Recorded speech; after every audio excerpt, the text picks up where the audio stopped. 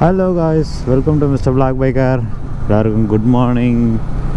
இன்றைக்கி பார்த்தீங்கன்னா time morning 5:15 ஆகுது மார்னிங். இப்போ நம்ம எங்கே போயிட்டுருக்கோம் அப்படின்னு பார்த்தீங்கன்னா வீட்டுக்கு தாங்க.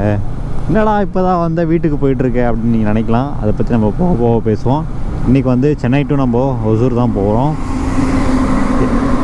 வீடியோக்கு புதுசாக இருந்தீங்கன்னா என்னோடய நேம் தினேஷ். நான் வந்து travel blog, food review and music பண்ணிருக்கேன். மியூசிக் வந்து இன்ஸ்டாகிராமில் மட்டும்தான் போடுவேன்.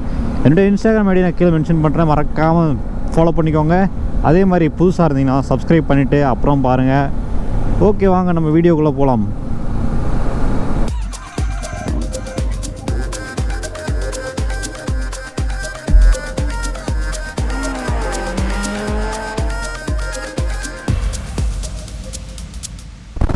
என்னடா சென்னை போனையே ரிட்டன் திடீர்னு வீட்டுக்கு போகிற அப்படின்னு கேட்கலாம்.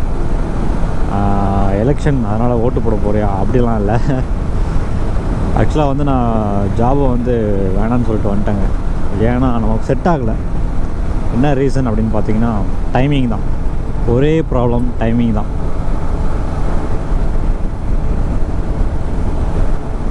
ஆக்சுவலாக நான் சென்னையிலேருந்து மார்னிங் 5 o'clock கிளம்புனேன்.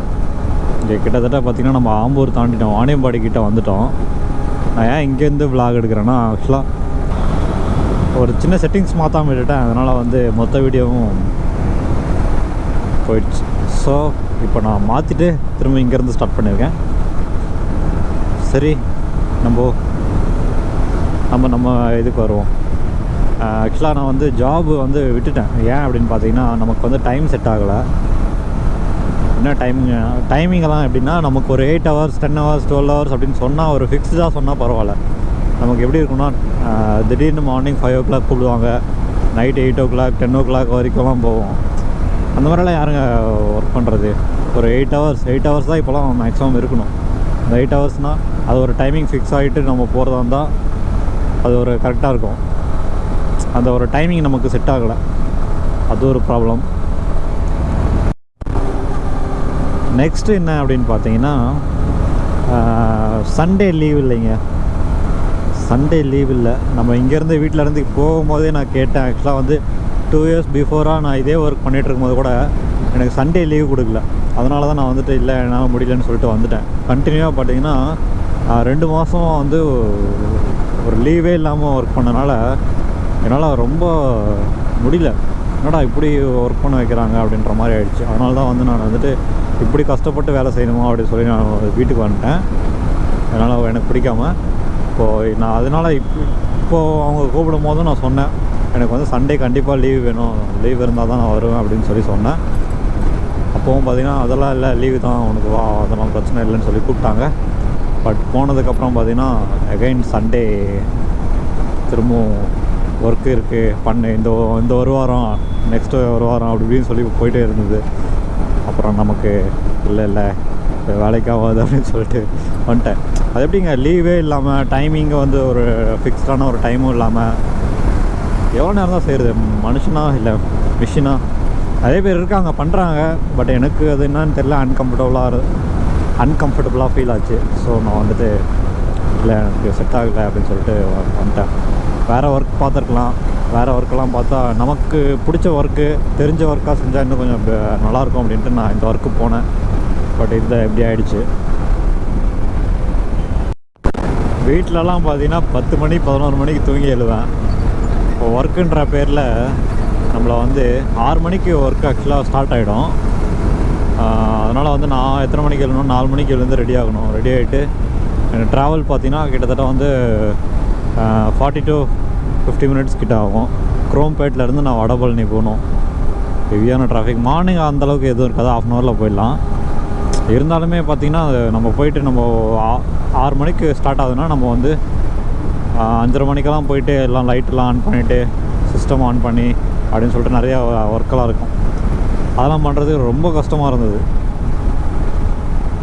அதனாலே வந்து பார்த்திங்கன்னா இந்த தூக்கம் கெட்டு செய்கிற வேலை அப்படின்ற மைண்டு ஓடிக்கிட்டே இருந்துச்சு. எதுக்கு அவ்வளோ கஷ்டப்பட்டு செய்யணுமா அப்படின்னு சொல்லிட்டு இல்லை நமக்கு செட் ஆகாது அப்படின்னு சொல்லிட்டு வீட்லேயும் சொல்லிட்டேன்.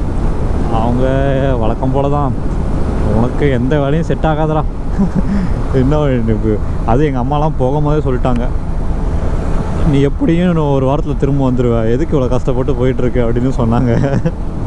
ஏன்னா இது புதுசு இல்லை, நான் நிறையா ட்ரை பண்ணி நிறைய இடத்துல வந்து பார்த்திங்கன்னா எனக்கு இந்த மாதிரி தான் டைம் செட் ஆகாமல் அப்படி தான் ஏதாவது ஒன்று மிஸ்டேக் போச்சு, ஏதாவது ஒரு பிரச்சனை வந்துகிட்டே இருக்கும் எனக்கு.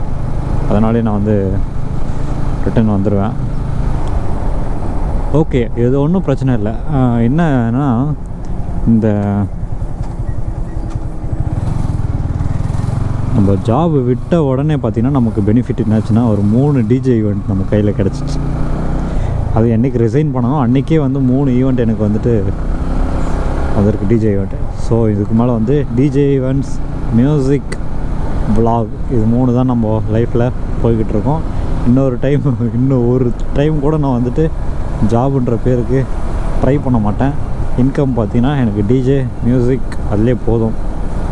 ஸோ நம்ம இதுக்கு மேலே டிஜே, மியூசிக், வ்ளாக் இது மட்டும்தான் பண்ண போகிறோம். வேறு லெவலில் தெறிக்க விட போகிறோம். ஸோ நான் வந்து லாஸ்ட் வீடியோ சொல்லியிருப்பேன், வீக்லி ஒன்ஸு இல்லைனா ட்வைஸ் தான் வந்து வீடியோ போடுவேன் அப்படின்ட்டு. இல்லை, வழக்கம் போல் நம்ம ஒரு நாள் விட்டு ஒரு நாள் இல்லை 2 நாள் விட்டு ஒரு நாள் அந்த மாதிரி வந்துட்டு வீடியோ போட ஸ்டார்ட் பண்ணிடலாம்.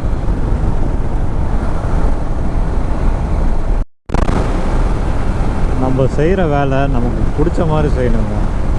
கஷ்டப்பட்டாலாம் எந்த வேலையும் செய்யக்கூடாது. சொல்லலாம், நீங்கள் நிறைய பேர் பார்க்குறவங்க சொல்லலாம், கஷ்டப்பட்டால் தான் சோறு, கஷ்டப்பட்டு செஞ்சால் தான் பலன் கிடைக்கும் அப்படின்ட்டு. நான் இல்லைன்னு சொல்லலை, பட் இருந்தாலும் அந்த கஷ்டத்தில் ஒரு துளியாச்சும் நமக்கு இஷ்டப்பட்டு செஞ்சால் தான் அது வந்து நம்மளால் பண்ண முடியும். அது ஒரு முழு மனசோடு பண்ண முடியும். சும்மா நம்ம மாதம் ஆனால் 1ஆந்தேதி ஆனால் 2ஆந்தேதி ஆனால் ஒரு 20,000 சேலரி வருது அப்படின்ட்டு அதுக்காக நம்ம வேலை செஞ்சோன்னா அதில் நம்ம ஒரு யூஸும் கிடையாது. ஸோ பிடிச்ச மாதிரி வேலை செய்யுங்க, பிடிச்ச வேலையை செய்யுங்க, லைஃப் என்ஜாய் பண்ணுங்கள்.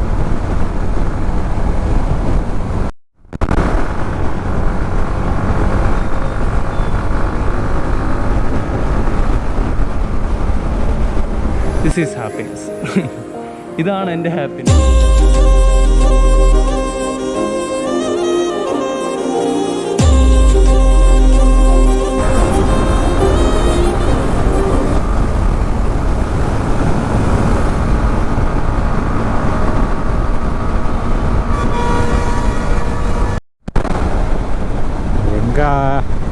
எங்கள் அம்மா எங்கள் அப்பாலாம் பழகிட்டாங்க.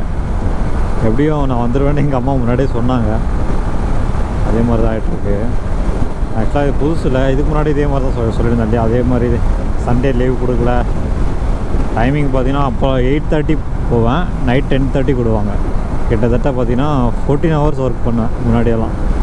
அதுவுமே ரெஸ்ட் இல்லாமல் அப்படியெல்லாம் ஒர்க் பண்ணனால தான் எனக்கு அப்படியே ஒரு ஸ்டேஜில் பைத்தியம் ஆகிட்டேன். இப்படி ஒர்க் பண்ணுமாடா, நம்ம அவ்வளோ கஷ்டப்பட்டு ஒர்க் பண்ணுமா,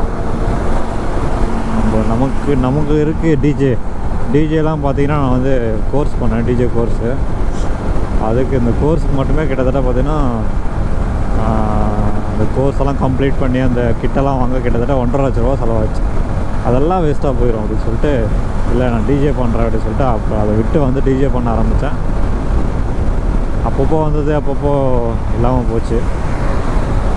இந்த மாதிரி தான் லைஃப் போயிட்டுருக்கு. இப்போ மியூசிக் கிளாஸுன்னு போச்சு, அதுவுமே வந்துட்டு பார்த்திங்கன்னா ப்ராப்பராக சக்ஸஸ் ஆகலை. இப்போ திரும்பவும் அதே தான் ஸ்டார்ட் பண்ணோம். ஏன்னா எனக்கு பிடிச்சிருக்கு.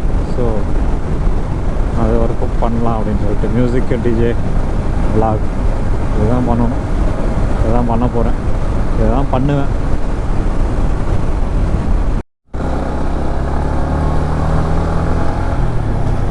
வண்டி ரொம்ப நேரமாக 4th கியர் வரைக்கும் வண்டி மூவே ஆகலை. என்னடா ஒரு மாதிரி இழுக்குதேன்னு சொல்லிட்டு எனக்கே ஒரு மாதிரி இருந்தது. சரின்னு சொல்லிட்டு ஒரு மெக்கானிக் கிட்ட காமிச்சேன். அவர் என்னாருன்னா, கிளச்சு பிளேட்டு போயிடுச்சுப்பா, போய் மாற்றிக்கோங்க அப்படின்னாங்க. நானும் அவரை நம்பி வந்து ஷோரூமில் யமகா ஷோரூமில் வந்து கேட்குறேன்.